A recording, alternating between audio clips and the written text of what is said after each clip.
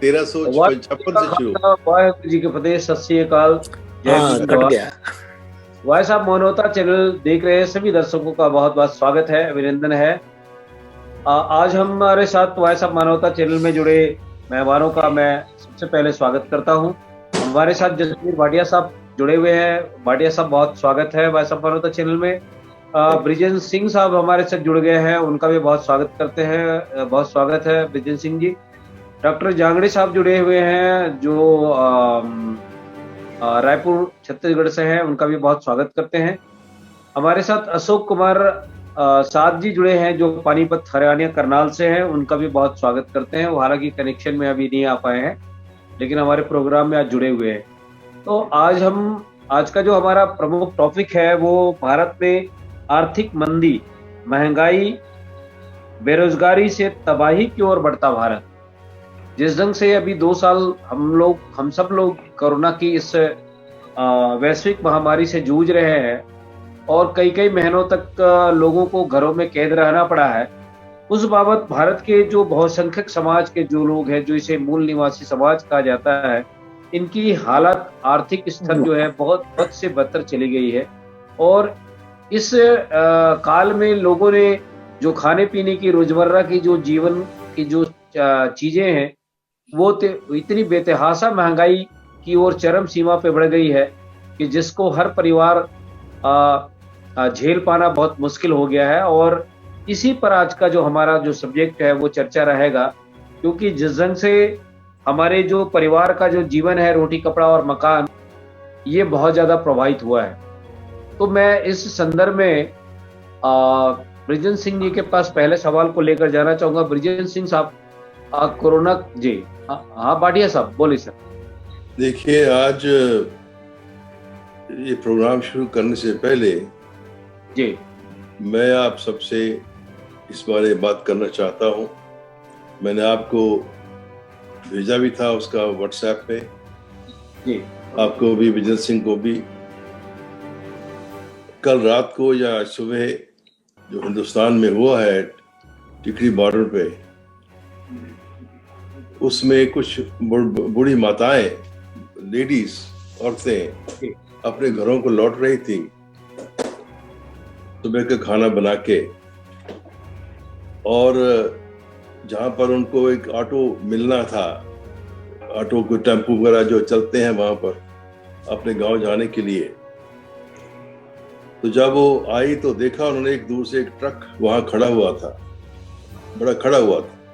और जब उन्होंने रोड क्रॉस की और दूसरी तरफ जाने लगे और जाए कुछ पहुंचे, वो ट्रक ने बड़ी तेजी से आके चला के उन औरतों को कुछ कुचल डाला। ओहो। उसमें 2 औरतें जो थी जगह पे मर गई हैं, 2 या 3 मर गई हैं, कुछ अस्पताल में है क्रिटिकल कंडीशन में, कुछ बहुत जख्मी हुए हैं। तो ये आप महंगाई की बात कर रहे हैं, ये अत्याचार चरम सीमा पे पहुंच गया है। वो बेचारी औरतें, बुजुर्गी 70 साल की बूढ़ी औरतें, कोई बड़ी कोई छोटी। तो मैं आज दुखी दिन से जब मैंने पहली बार गुरु ग्रंथ साहब खोला आज, तो उसमें ये जो शब्द निकलता है, जब एक कोई रैंडम पेज खोल देते हैं कोई किसी जगह पे, तो वहां पे जो शब्द आया है वो शब्द इस बात के ऊपर टिप्पणी है। लिखा है, काम क्रोध अहंकार फिरे दीवानिया। काम क्रोध और अहंकार जो है दीवानों की तरह घूम रहा है। सिर लगा जम दंड तब पहचाने। जब सिर में जब काल का झंडा पड़ेगा तो इसको समझ आएगी। बिन पूरे गुरुदेव फिरे शैतानिया। जो गुरुदेव का मतलब सत्य है, जो गुरुदेव का जो शब्द है या उसका जो हुक्म है वो सत्य का है, और जो इस सत्य को जाने बगैर इस शैतान की तरह घूम रहे हैं ये लोग। तो ये बात मैं आपसे शुरू करना चाहता था। जी, बहुत दिल दुखी है आज। जी, आज इसी पर ही टॉपिक कर लेते हैं। जी, अब मैं और ज्यादा बोल नहीं सकता। जी। इस बहुत कदर गिर शुक्रिया गई है जगदीश भाटिया साहब, आपने इस ये जो देश है, इस कदर गिर गया है कि कुछ उनमें इंसानियत का नाम निशान नहीं बचा। आप तो महंगाई की बात करते हैं।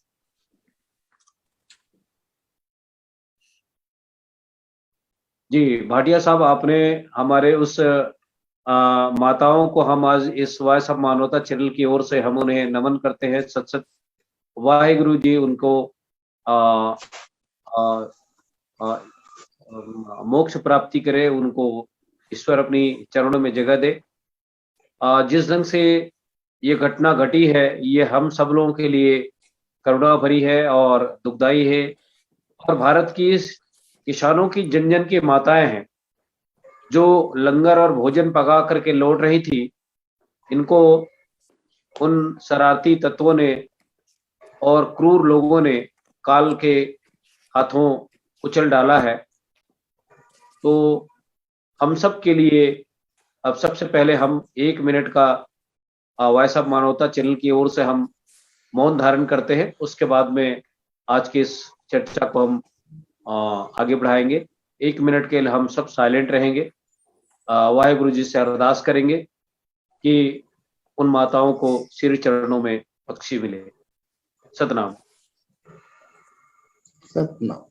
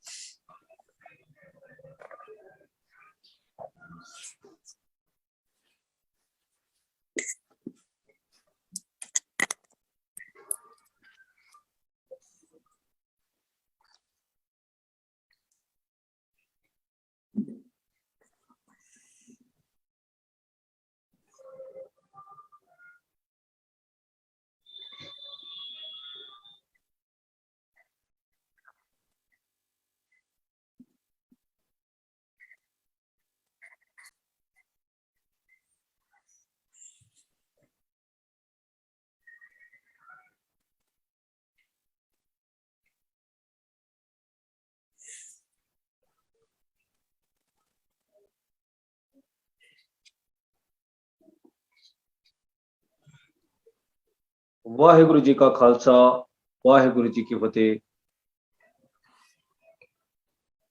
सत श्री अकाल। सत श्री अकाल। उन माताओं को श्री चरणों में जगह दे। जिस दिन से आज की ये घटना हमारे उस ऑर्डर पे घटी है, हम इस पीड़ा से, एक जब घटना घटती है तो दूसरी घटना आ जारी है। इससे आप अंदाजा लगा सकते हैं कि हमारे इस आंदोलन को भारत के अन्नदाता कहे जाने वाले किसानों की इस सच्ची ईमानदारी और हक के अधिकार की लड़ाई को लेकर किस ढंग से कुचलने की साजिश की जा रही है। मैं भाटिया साहब को आज के इस ज्वलंत मुद्दे को लेकर, इस पीड़ा को लेकर जो सवाल खड़े किए हैं, ये हम भारत के जन जन के लिए, आम नागरिक के दिलों में रुदन भरने वाली घटना है। इसके लिए हम जो भी शैतानी कार्य किए हैं या क्रूर लोग जो किए हैं, औरंगजेब जैसे जालिम घटना को अंजाम दिए हैं, ऐसे लोगों को परमात्मा समझेगा। हम उनके ऊपर छोड़ते हैं, ये हुक्म उनके ऊपर है। मैं दूसरी सवाल को लेकर बृजेंद्र सिंह साहब के पास लौटना चाहूंगा। बृजेंद्र सिंह जी, आप एक आईपीएस अधिकारी रहे हैं और जिस ढंग से तमाम बॉर्डरों पे हमारे किसान बैठे हुए हैं और ऐसे जो जगहों पे जो सुरक्षा का बदहाली बेइंतजामी है, ये कहीं ना कहीं किसी साजिश का दिनों दिन बढ़ता ग्राफ है। इसको आप किस नजरिए से देखते हैं बृजेंद्र सिंह साहब? बहुत धन्यवाद जगदीश जी, आपने ये अवसर दिया मुझे बात कहने का। अपनी ये समाज की बड़ी भयानक समस्या है और ये समस्या इस व्यवस्था से संबंधित है जिस व्यवस्था में हम लोग रह रहे हैं। बाबा साहब अम्बेडकर ने बहुत पहले ये बात बताई थी कि ये जो अनहोली अलायंस है, अपवित्र गठबंधन है पूंजीवाद का और जातिवाद का, ये कोई भी गरीब इस गठबंधन के रहते सुरक्षित नहीं रह सकता। सबसे बड़ी देश की तरफ एक वो लोग हैं जिनको कि खाना नसीब नहीं है, जो आत्महत्याएं किसान कर रहे हैं हजारों की तादाद में, और दूसरी तरफ वो लोग हैं, आपने देखा अभी मैंने पढ़ रहा था 3000 किलो अडानी के उस पे पोर्ट पे हीरोइन पकड़ी गई। उसकी कीमत अंदाजा कितनी है? 21,000 करोड़। ये अरब में नहीं, खरब में पहुंचती है, खरब। ये और ऐसे आदमी की आ रही है जिसकी कोई इतनी बड़ी हैसियत नहीं है, खरबों का संपत्ति आ रही हो, और वो भी 1700 किलोमीटर दूर जहां वो अफीम मंगाई गई है, जबकि पोर्ट वहां से मुश्किल से 400 और 300-400 किलोमीटर की दूरी पर मौजूद थे। तो ये एक बड़ा अपवित्र गठबंधन चल रहा है पूंजीवाद का, जातिवाद का, और इसके रहते देश की 90% जनता अपमान की जिंदगी गुजार रही है। गरीबी, अशिक्षा, जो शिक्षा टॉप प्रायोरिटी होनी चाहिए इस देश को मजबूत करने के लिए, बच्चों की शिक्षा, वो भी व्यापार हो गए है। व्यापारी बन गए तुम, व्यापार हो गए हम, इतना झुकाया तुमने, तलवार हो गए हम। ये शोषण की जो आप सोचिए, 21,000, 2 खरब से ऊपर, मतलब इस अर्थव्यवस्था में विषमताओं का भी अंदाज आप लगाइए, और ये भी आप देखेंगे कि इतना बड़ा पैसा नंबर 1 में तो होगा नहीं। ये जो बैंकें फेल हो रही हैं, जो 15,000 और 10,000 करोड़ से नीचे लोग लेकर के नहीं भाग रहे हैं, आप अगर 100 रुपए भी चोरी कर लें तो आपको ऊपर पहुंचा देती है पुलिस पीट पीट करके। अभी आगरा में कांड हुआ है, एक बच्चा दलित स्वीपर कम्युनिटी का, उसको पीट पीट करके बड़ा आंदोलन चल रहा है। अभी आपने देखा हाथरस में एक गरीब की बेटी, इसकी कमर तोड़ दी गई, बलात्कार किया गया, और उनको जो खाली रिपोर्ट करने जा रहे थे वो बेचारे जेलों में सड़ रहे हैं। तो ये एक भयानक परिस्थिति है। जागरूकता की कीमत होती है इसकी, जब तक समाज को जागरूक नहीं करते आप, और जब तक, जो मैं कहता हूं कि कोई कैडर बिल्डिंग कम से कम 2% का नहीं करते, ये तत्काल जो विचारशील लोग हैं, वो लोग तो वो अगर इस काम को टेकअप नहीं करते तो ये कुछ होने वाला नहीं है। भयंकर समस्या है। सबसे बड़ी समस्या जो बार बार मैं जोर दे करके कहता हूं कि अकेले किसान 3,700 जातियों में बटे हुए किसान, जिन्हें ओबीसी कहते हैं, 3,300 जातियों में जो सो कॉल्ड दलित, यानी जो श्रमजीवी जनता है, वो करीब हजारों जातियों में बटी हुई है, जहाँ रोटी बेटी के संबंध नहीं होते हैं। एक षड्यंत्र के तहत उनको बांटा गया है। इनकी इस यूनिटी के लिए हम रोने से क्या होता है? हम इसकी यूनिटी के लिए क्या काम कर रहे हैं? एक मजदूर को डाकू की तरह देखता है। चोर डाकू के से रिश्तेदारी करने को तैयार हो जाएगा, लेकिन एक मेहनत कश से रिश्तेदारी करने को तैयार नहीं होगा। ये जो नफरत की दीवारें खड़ी की गई हैं, 4 बातें मैं कहता हूं, 4 सीज, कास्ट, और कास्ट से पैदा हुआ कम्युनलिज्म। आपने देखा जब सामाजिक न्याय की जब बात हुई, सामाजिक न्याय की, तो मंडल में से कमंडल निकल आया और लोगों ने कहा मस्जिद मंदिर वहीं बनाएंगे। 50 लाख साल पहले, हमारे 50,000 साल पहले भगवान राम हुए थे। यार 2000 साल का तो तुम्हें पता नहीं है कि सम्राट अशोक की लाट किसकी थी? वो तुमने भीम की छड़ी कहते थे। तुमने पांडवों के किले घोषित कर दिए, हमारे इतिहास के खंडरों को। तुमको गौतम बुद्ध को तुमने विष्णु का अवतार घोषित कर दिया। तुम्हें 2000 साल का पता नहीं है, और 50,000 साल का, 5 लाख साल का मंदिर वही बनाएंगे। तो ये कास्ट से ही कम्युनलिज्म निकला है। और सबसे भयानक समस्या इस कास्ट की है करप्शन, भ्रष्टाचार का एक नमूना मैंने आपको दिया है। 2 खरब से ऊपर, 2 खरब, 2 अरब, अरबों के नंबर 2 के धंधे हो रहे हैं इस देश में। ब्लैक मनी दुगना हो रहा है, और गरीब आदमी सड़कों पर मर रहा है। आप जब लॉकडाउन करते हैं, इतना भी नहीं है कि वो बेचारा गरीब अपने गांव तक पहुंच जाए। इतना ये देश दरिद्र नहीं है कि हम इनके बच्चों की शिक्षा का इंतजाम ना कर पाए।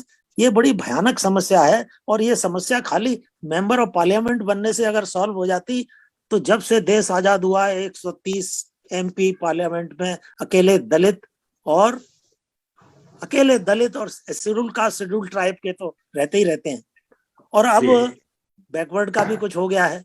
तो सवाल यह है कि अगर इस हम बीमारी का इलाज को गंभीरता से नहीं लेते, और ये जो विषमता है, आर्थिक विषमता है, सामाजिक विषमता है, और जो षड्यंत्र चल रहे हैं, जो मुट्ठी भर लोग हैं, 3-4% लोग, वो गरीबों जो इस शोषण का कारण है, आप हमारे और आपके वोट से ही वो सत्ता पे पहुंचते हैं।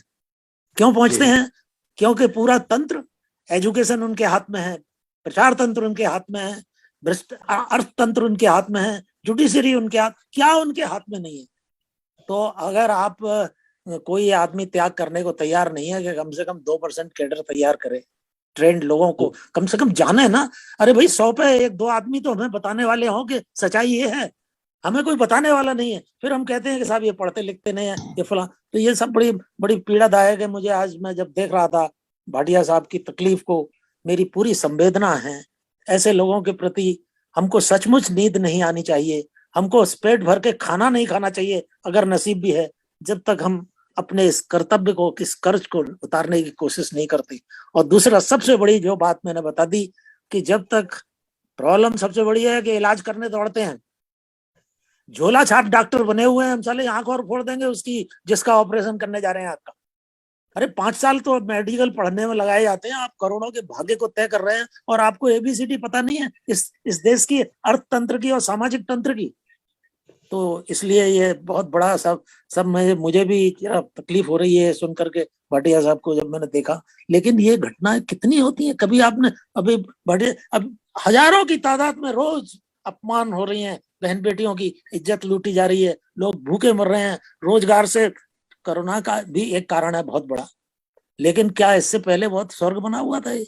और इतना धनी देश जिसकी टॉप कर रहा हो, जो ब्लैक मनी में पैरेलल इकोनॉमी चल रही हो, ये कैसे हो सकता है कि आम गरीब की पढ़ाई लिखाई तक का हम इंतजाम न करें, नौजवानों को रोजगार न दे सकें? तो ये गंभीर समस्या है, इस पर सीरियसली चिंतन करना चाहिए। मुझे आप क्षमा करेंगे, मैं भी थोड़ा सा भाटिया साहब की तरह भावुक हो रहा हूँ। लेकिन भावुक होने वाली बात है, मेरी उन महिलाओं के प्रति बहुत संवेदना है, और मैं अपनी तकलीफ को बयान नहीं कर सकता।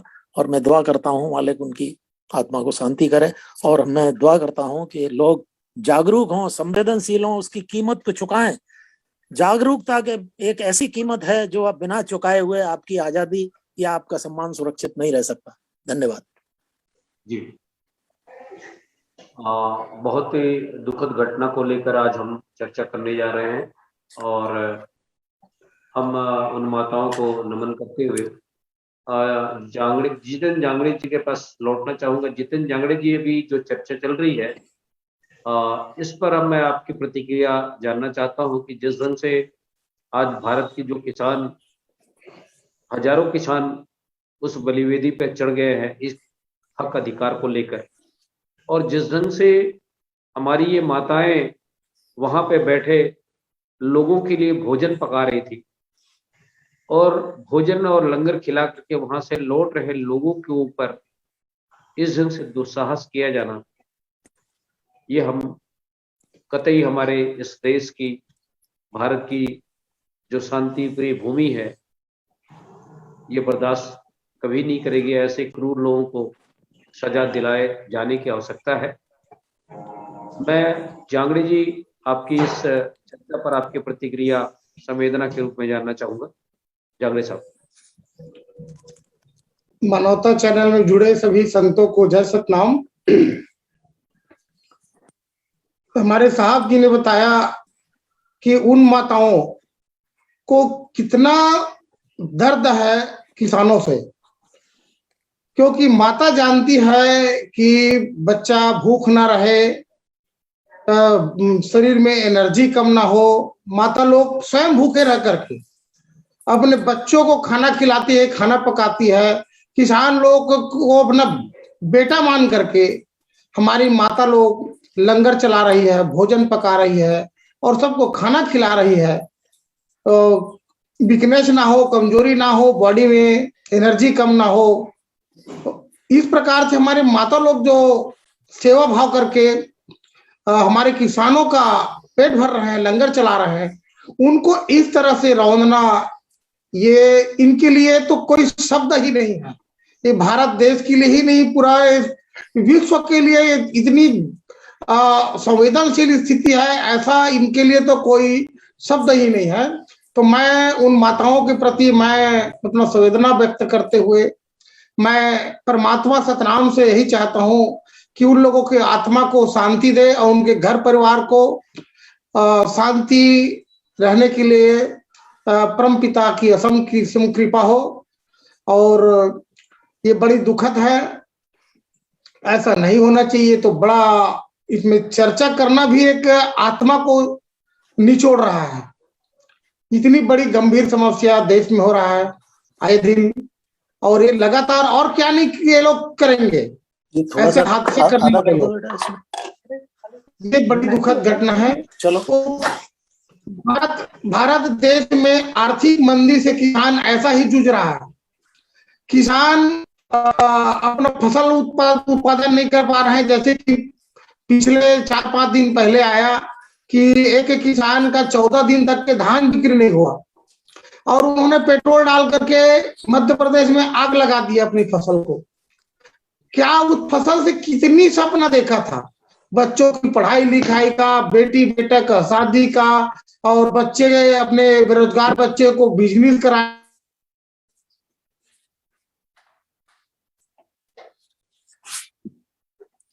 जागड़ी जी का हमारा डिस्कनेक्शन हो गया है, मुझे लगता है। हम तो आज जी, हाँ जागड़ी जी, कितनी उन लोगों का सपना था। तो ये किसान क्या करे अब, डीजल पेट्रोल की मार से फसल उत्पादन नहीं होना, और फसल उत्पादन भी हो गया वो मार्केट में ना लेना। तो ये देश तो एक गंभीर आर्थिक स्थिति की ओर जा रहा है। इसको किस तरह से इनको उभारा जाए, इस देश को, और मानवता को कैसा जिंदा रखा जाए, इस पर पूरा हमारे बुद्धिजीवी लोगों का तो बिल्कुल चिंता नहीं होना चाहिए। और बच्चे बेरोजगार हो रहे हैं, बेरोजगार का साधन मुहैया नहीं पा रहा है, फैक्ट्री बंद हो गया है। तो इस प्रकार से हमारा देश इतनी गर्मी में जा रहा है और नशे की ओर ढकेला जा रहा है युवक को। स्वाभाविक है नशे की ओर जाना। तो इस पर एक ऐसा चिंतन होना चाहिए जिससे सब पर बैन लग जाए और हमारे बेरोजगारों को रोजगार मिले, और कृषि में ऐसा उत्पादन हो जिससे ज्यादा से ज्यादा अनाज का भंडारण हो। अब किसान की आलू प्याज आता है तो 7 रुपए 6 रुपए किलो में लेते हैं। जैसे उनकी गोदाम में पूरा भर जाता है, किसानों की आवक बंद हो जाता है, रेट जस्ट डबल हो जाता है। तो एक प्रकार का इस देश में शोषण है।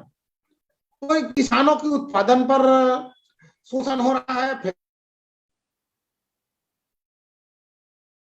जी, मुझे लगता है जागड़ी जी का कनेक्शन फिर से बिल्कुल हमारे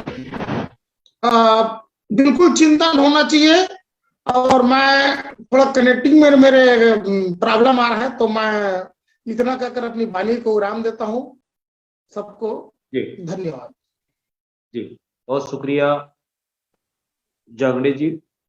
हम आज की इस परिचर्चा को ज्यादा ना लंबा करते हुए, उन माताओं को समर्पित करते हुए, हम 1-2 मिनट में अपनी बात को रख करके आज के इसके कार्यक्रम को हम समाप्त करेंगे। भाटिया साहब अपने आप को, अपनी आवाज को म्यूट करें। जी, तो इतना ही कहना था कि जो आपने कहा है जिंदर सिंह जी ने, जागड़ी साहब ने, बहुत धन्यवाद। मुझे क्यों, ये तो सब आप भी का सब है। तो 7 माताएं थी, 7 महिलाएं थी और एक 35 वर्ष का नौजवान था। और वो सड़क के किनारे बैठे हुए थे एक ऑटो की इंतजार करने के लिए। तो तभी वो ट्रक जो पीछे खड़ा हुआ था, देख करके वो बड़ी तेजी से एकदम आके उसने फिर उनको कुचला। तो ये आज की ही घटना है। शायद आज सुबह की घटना, हमें सुबह 4 बजे ये हमें इंफॉर्मेशन मिली है, तो भारत में तो काफी दिन हो गया होगा। जी तो यही बात थी, बस और कुछ कहने की हिम्मत नहीं है अभी। जी जी, आज के इस कार्यक्रम को हम यही समाप्त करना चाहेंगे। वह ब्रिजेंद्र सिंह साहब लास्ट कमेंट अपनी आज के इस शोक सभा को लेकर अपनी बात रखें और हम आज के इस कार्यक्रम को समाप्त करेंगे। ब्रिजेंद्र सिंह जी। देखिए, मैंने जैसे कहा कि caste, communalism, corruption, criminalization of politics, ये भयानक समस्या इस व्यवस्था की उपज है, और इसमें 90 करोड़ से लोग, ऐसा 2-4 नहीं है, रोज अपमानित लोग हो रहे हैं। इसका इलाज, मूल इलाज है कि ये श्रमजीवियों की एकता और श्रमजीवियों की जागरूकता, जो इस देश में 1 अरब के करीब लोग हैं, 10-20 करोड़ भी नहीं है, उन लोगों की एकता, जागरूकता, इसके लिए जब तक कोई लोग गंभीरता से नहीं सोचते, सिर्फ दुख तो सबको होता है, दुख होना भी चाहिए, संवेदना होनी चाहिए, लेकिन उसका इलाज मेरे ख्याल से श्रमजीवियों की एकता के अलावा कोई और इलाज नहीं। आज जब हम देखते हैं जो व्यवस्था है, कानून व्यवस्था है, पुलिस है, जिनके पास पैसा है अनाप शनाप, वो रिश्वत भी दे सकते हैं, वो खरीद भी सकते हैं व्यवस्था को। जिनके पास नहीं है वो जेलों में सड़ते रहते हैं पड़े हुए। FIR नहीं लिखी जाती। सबसे बड़ी समस्या ये है कि FIR उनके उसके लिए सिफारिशें करानी पड़ती है। तो मेरा ये कहने का मतलब है कि अगर हम सचमुच जागरूक हैं, सीरियस हैं, हमको श्रमजीवियों की एकता के लिए अपने प्राणों की आहुति देनी चाहिए। अगर जरूरत है तो वो भी देनी चाहिए, और ये एकता बिना जातिवाद, सांप्रदायिकता, पूंजीवाद से लड़े बिना नहीं हो सकती। धन्यवाद। ठीक, आज के इस शोक सभा कार्यक्रम में जुड़े सभी मेहमानों का हम बहुत बहुत धन्यवाद करते हैं, और वाहिगुरु जी उन 7 माताओं की आत्मा को शांति प्रदान करे और श्री चरणों में उनकी आत्मा को जगह मिले, यही हमारी अरदास है। मैं आज के इस कार्यक्रम को यही समाप्त करता हूँ। वाहिगुरु जी का खालसा, वाहिगुरु जी की फतेह।